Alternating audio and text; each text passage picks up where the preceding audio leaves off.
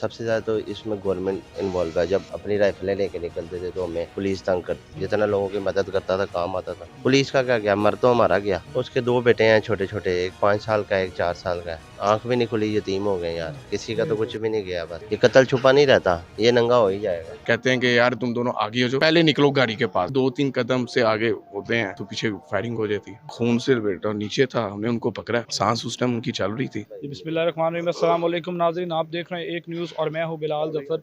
नाज़रीन, गुज़िश्ता रोज़ अमीर बालाज को जो है वो दफना दिया गया और उसके बाद जो है आज कुलों का अहतमाम किया गया था। इस वक्त उनके घर पे हम लोग मौजूद हैं और उनके कुछ बचपन के दोस्त भी हमारे साथ मौजूद हैं। आपकी उनसे बात करवाते हैं और अमीर बालाज की ज़िंदगी के बारे में भी आप तक पैगाम पहुँचाते हैं कि वो यंगस्टर क्या चाहता था, वो क्या अवेयरनेस फैला रहा था, उसके पैगाम क्या थे। अच्छा जी, क्या नाम है आपका? एहसन शाह नाम है जी मेरा। ऐसे में आपको अक्सर टिकटॉक्स में और वीडियोस में उनके साथ देखा जाता था, तो क्या कहना चाहेंगे बलाज के बारे में? देखिए जी, बड़ी ज़्यादती हुई है, ठीक है। जब सबसे ज़्यादा तो इसमें गवर्नमेंट इन्वॉल्व है। जब हम अपनी राइफलें लेके निकलते थे तो हमें पुलिस तंग करती थी। तो वो बारहा ये जाके पुलिस अफसरान से कहता था कि मेरी दुश्मनी है, मेरी जान को ख़तरा है। तो मुझे कुछ राइफलें लेके निकल लेनी चाहिए, मुझे अलाउ की जाए। मेरी ज़ाती दुश्मनी है, मेरा दादा कत्ल हुआ, मेरा बाप कत्ल हुआ है। एक दिन पहले मदीने मेरी उससे इसी वाक़ये से सुबह पहले बात हो रही थी।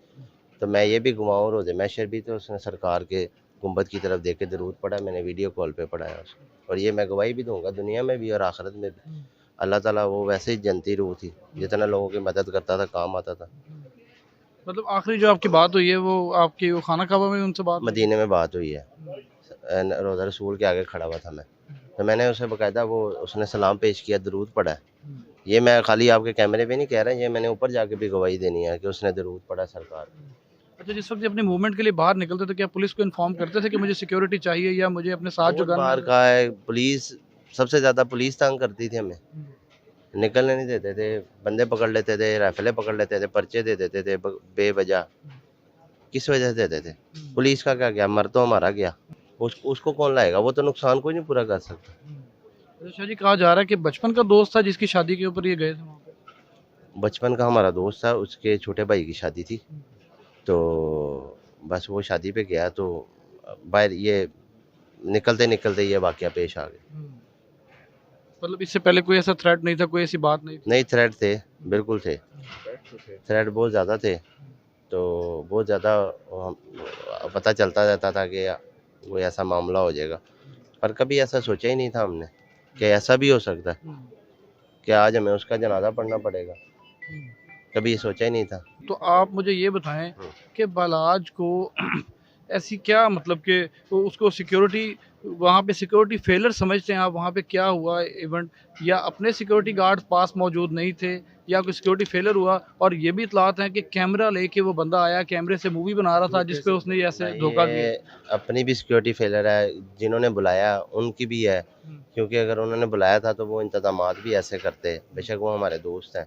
ये मैं ऑन एयर बात कर रहा हूँ, ठीक है। और कुछ हमारी अपनी भी गलती है और मौका ऐसा बना कि वो अंदर आ गया या कैमरा लेके आया या कैसे भी आ गया।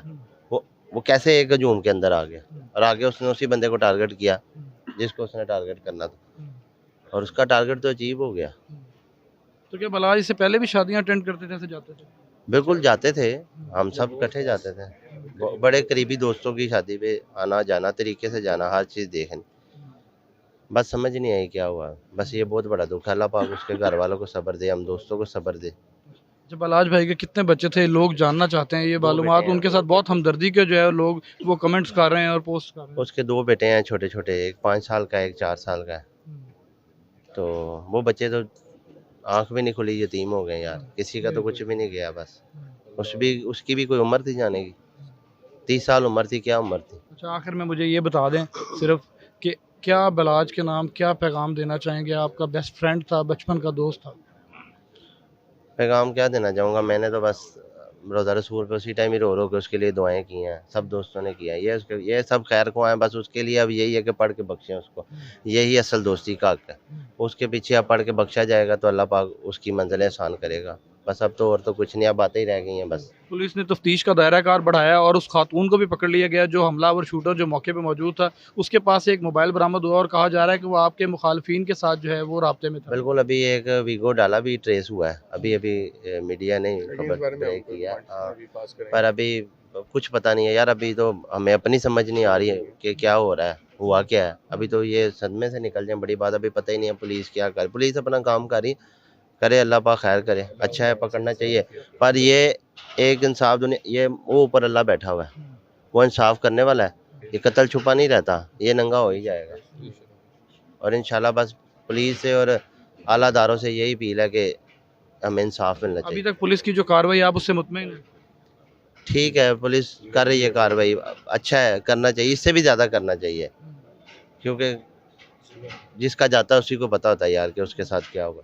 इस गैंगवार के बारे में क्या कहना चाहेंगे? दोबारा इसने सिर उठाना शुरू कर दिया। गैंग वार ने सब आपके सामने ही है, अब फिर वही कल्चर दोबारा आ गया, फिर दोबारा बंदे मार रहे हैं, बंदूकें निकल रही हैं, हर चीज़ हो रही है।